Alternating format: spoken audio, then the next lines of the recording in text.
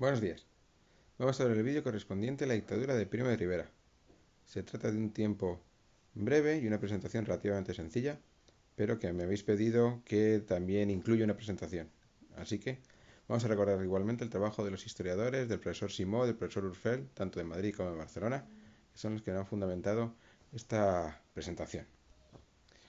Los 4 puntos más importantes de este bloque, como veis: el golpe, las diferentes fases, la caída de la dictadura y con ella la caída de la república, y la oposición a Primo de Rivera. Un eje cronológico que podéis utilizar brevemente como una idea global, imprimiroslo, tenerlo al lado para ver los diferentes momentos. Bien, en primer lugar el golpe, pronunciamiento propiamente dicho. Más que un golpe de Estado es un pronunciamiento, ya que se produce desde las afueras de la capital, quiero decir, desde fuera de la cabeza del gobierno. No hay un ataque al Ejecutivo, no hay un ataque al Legislativo, sino que se produce un pronunciamiento en la segunda ciudad más importante del país, en Barcelona, en donde el capitán general Primo de Rivera es el gobernador militar de Cataluña. ¿De acuerdo? 13 de septiembre de 1923. Un pronunciamiento que es aceptado por Alfonso XIII y que va a ser no respondido por el gobierno. Aquí tenéis cómo rápidamente Alfonso XIII va a acoger como una solución aceptable esta dictadura de Primo de Rivera. Bien, el manifiesto muy famoso con el vídeo que podréis ver en la presentación propiamente dicho.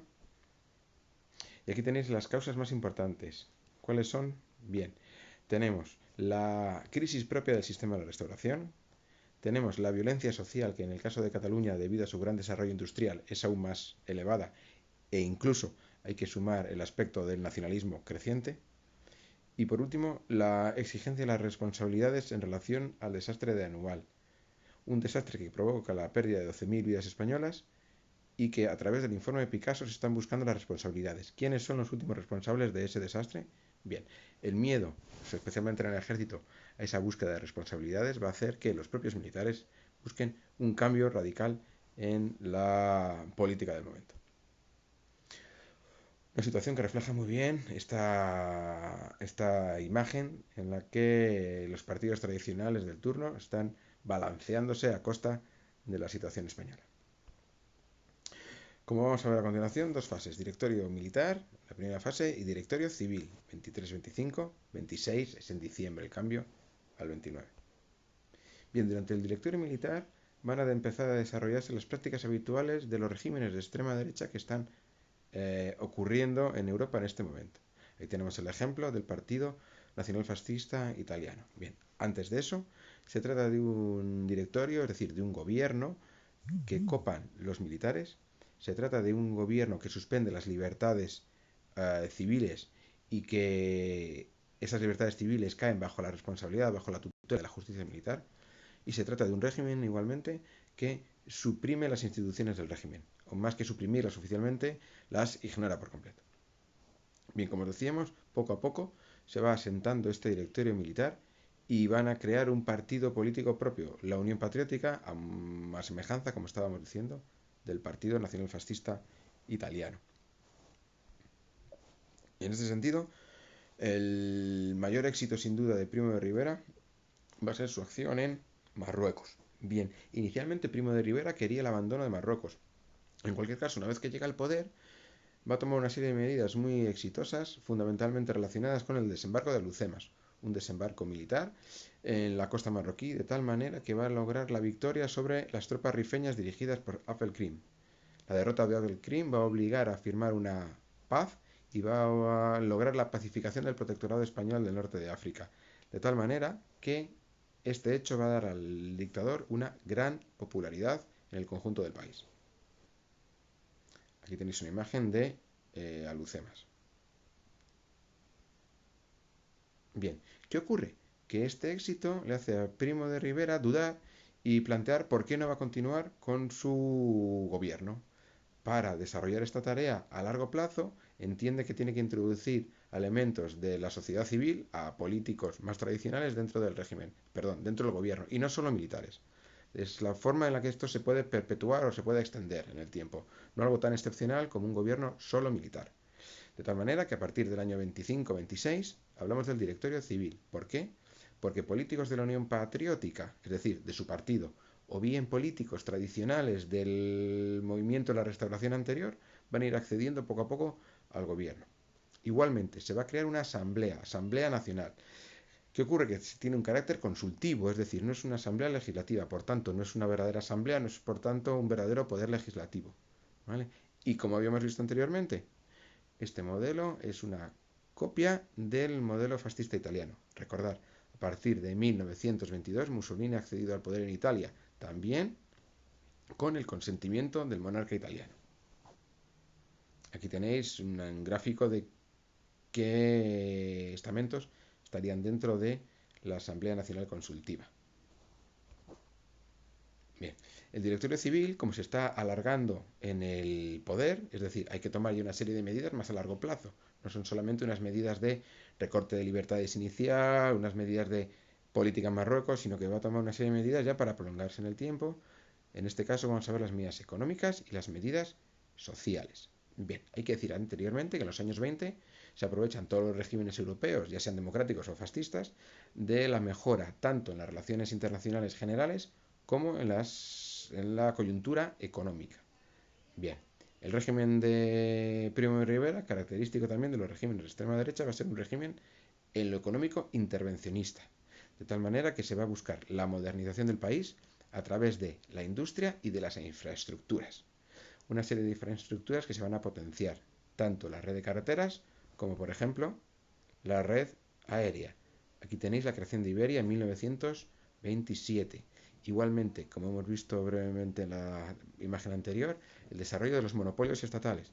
El monopolio de la compañía de teléfonos, Telefónica, o el monopolio de la compañía de petróleo, CAMSA. Bien, esas eran las medidas económicas. En lo social, los regímenes de... En lo social... Ha entrado alguien por la puerta. En lo social, los regímenes de extrema derecha van a tratar de negar, de obviar o de silenciar la conflictividad social. Ellos niegan la lucha de clases. El cuerpo nacional, el país, es todo un cuerpo de arriba abajo, por tanto, no hay lucha de clases entre patronos y trabajadores. Por eso hablamos de los sindicatos verticales, que son organizaciones, entre comillas, sindicales, vamos a decir organizaciones laborales, que buscan la coordinación de tanto obreros como cuerpos intermedios, como los dirigentes de las empresas. Esto, además de la política represiva, va a lograr la pacificación social fundamentalmente de las calles. Se van a reducir el número de huelgas enormemente, claro, están prohibidas, e igualmente se va a reducir la conflictividad social. Claro, hay un ataque muy fuerte, especialmente a los anarquistas, de tal manera que la represión va a provocar la baja de la conflictividad social. Los anarquistas están se exilian, alguna ejecución o bien están encarcelados. Además, esto se va a combinar con unas medidas más tolerantes o con un acercamiento progresivo hacia partidos de izquierda menos extremos, por decirlo así, que los anarquistas, como va a ser el Partido Socialista. El Partido Socialista va a tener una dura crisis interior en el sentido de que va a haber partidarios de un acercamiento a Primo de Rivera y en cambio va a haber partidarios dentro del propio partido de una oposición frontal. Bien, aquí tenéis una imagen que ya hemos visto un par de veces. Además, hay alguna mejora en el aspecto educativo, con la creación de nuevas escuelas y con la reducción casi en 10 puntos de la tasa de analfabetismo. Y en este tercer punto trabajamos un poco la oposición. Varios aspectos. Fundamentalmente la oposición va a ser desde la izquierda, pero también desde la intelectualidad y en algún aspecto desde los partidos tradicionales. Claro, Primo de Rivera ataca directamente a la Constitución del 76, suprime la Constitución del 76. Por tanto, aquellos partidos que habían crecido en el seno de esta Constitución se ven desplazados. ¿De acuerdo? Igualmente, la intelectualidad desde la universidad van a sufrir la censura y van a sufrir la eliminación de ciertas cátedras universitarias o van a sufrir el exilio ya sea al extranjero o ya sea en ciertos lugares más aislados, ¿vale? Como vamos a tener el caso de Unamuno, Ortega, Blasco Ibáñez, que alguno de ellos va a acabar en Canarias. Hoy en día Canarias lo vemos como que exilio más dorado. Nos mandan a Canarias durante un tiempo, ya me pondrían a mandar a mí. Bien, no es el caso en estos años. Bien, y fundamentalmente, republicanos y nacionalistas, republicanos unidos en el seno de la Alianza Republicana, como dice ahí, o fundamentalmente también la posición de los catalanistas, que conocen perfectamente a Primo de Rivera porque ha sido capitán general de Cataluña y porque tiene una política contraria radicalmente en cuanto al concepto de nación de unos y de otros. Quien va a sufrir más la represión de Primo de Rivera y quien va a tratar de hacer una oposición más dura va a ser la izquierda, la extrema izquierda de los anarquistas o la izquierda socialista. ¿De acuerdo? Fundamentalmente tenéis aquí la creación de la FAI, la Federación Anarquista Ibérica, como uno de los grupos más duros con respecto a la labor de Primo de Rivera. Finalmente, Primo de Rivera con el tiempo va a ir perdiendo apoyos. El contexto económico deja de ser tan favorable y al final vamos a comenzar con ciertos aspectos de la crisis del 29 que van a llegar tarde a España. Y eso va a provocar que Alfonso XIII, ante el miedo de que este descontento le llegue a él, provoque la caída de Primo de Rivera. De tal manera que en enero del 30 dimite y se exilia en París. Directamente no va a suponer la caída de la monarquía, pero la causa como caída de la monarquía va a ser enormemente importante. Se va a tratar de alejar Primo de Rivera de Alfonso XIII. Por eso se va a intentar el gobierno del general Berenguer, una especie de militar que va a tratar de retomar los aspectos de la restauración del 76. ¿Qué ocurre? Que eso ya no es posible. Berenguer fracasa. Además, en el año 30 se produce el acuerdo o el pacto de San Sebastián, en donde hay una coalición republicana que ya van a buscar cómo es posible iniciar la República en España e en que incluso van a empezar a trabajar en el primer gobierno provisional que pueda haber. Esto va a ocurrir finalmente tras el gobierno del almirante Aznar, que se ha encargado de realizar unas elecciones municipales para poco a poco ir reorganizando la vida política española. ¿Qué ocurre? Que en estas elecciones municipales del 12 de abril del 31, en los lugares más importantes, en las capitales de provincia, en más de 40 de las 50 capitales de provincia, ganan los partidos republicanos. Es cierto que en el conjunto del país no, ganan los partidos monárquicos, pero al ganar en los puntos políticos más clave, se va a provocar una ansia republicana, un deseo de republicano, y el gobierno, los partidarios, los formantes, mejor dicho, el Pacto de San Sebastián, van a dirigir un poco esa transformación en un sistema republicano. Además, Alfonso XIII, en un famosísimo texto, va a admitir que ha perdido el amor de su pueblo y antes de precipitar un derramamiento de sangre va a abdicar y se va a retirar, de tal manera que el 14 de abril de 1931 se va a proclamar la Segunda República Española. En primer lugar en Eibar, posteriormente Madrid, Barcelona, Sevilla, Valencia.